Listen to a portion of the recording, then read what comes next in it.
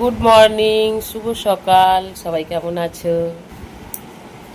আমার কাছে ভদ্র হলে কি হয়েছে, অনেক মানুষের কাছে আমার বর অভদ্র। সে যাই বলুক, আমার বর আমার কাছে সব থেকে সেরা মানুষ, ভালো মানুষ।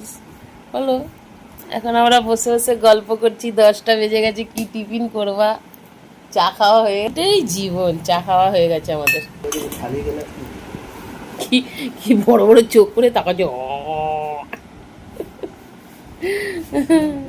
পুজো টুজো দিয়ে চা খেয়ে বসেছি, আর ভালো লাগছে না কিচ্ছু করতে। আজকে শনিবার, আর আজকে তো আমাদের বাড়িতে নিরামিষ হবে না, আজকে হবে মাছ।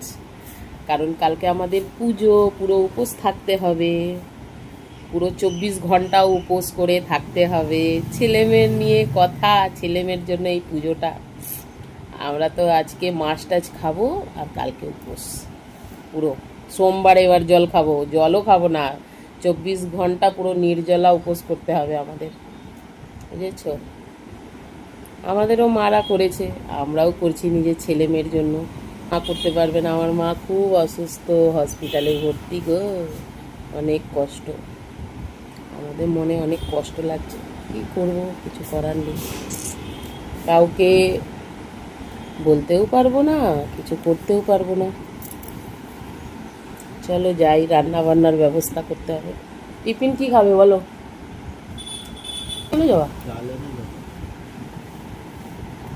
দেখা যাক কি বানাই।